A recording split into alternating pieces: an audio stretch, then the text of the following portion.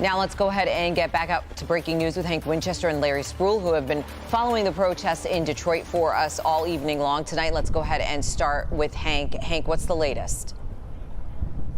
Sandra, take a live look behind me. You can see Detroit police have been gathering here at the corner of 3rd and Michigan. This after they've dispersed the crowd north out of this downtown pocket. This is an opportunity for police to talk about what went right, what went wrong, and I will tell you overall, Chief Craig says he's pretty happy with the way things played out here tonight. We had a large crowd, about 500 protesters over by the MGM Grand.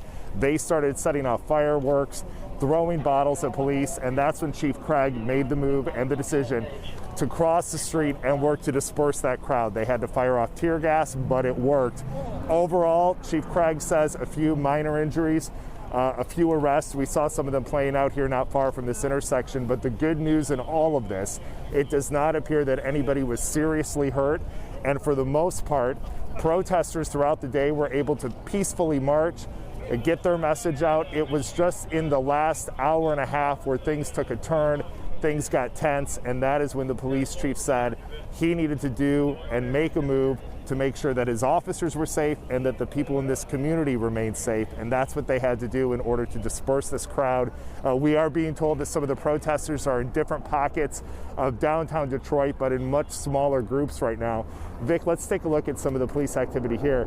You can see over my shoulder, DPD still keeping a large police presence on the other side of Detroit Police Headquarters, letting the protesters know they are not welcome in this area. My colleague Larry Spruill talked to Chief Craig a short time ago about this entire situation, how it played out this evening. Let me get you live right now to Larry. Larry?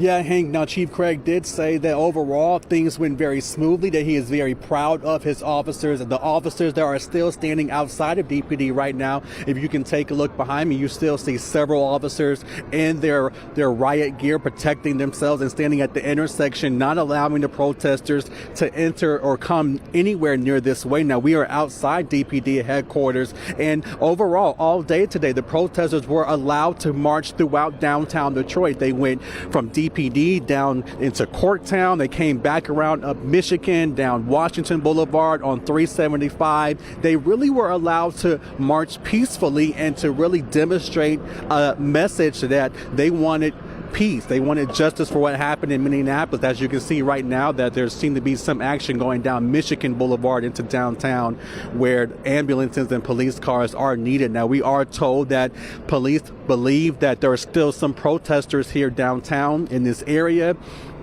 So they want to make sure that those protesters march peacefully, that they do not come back to this area of DPD. But overall, no injuries.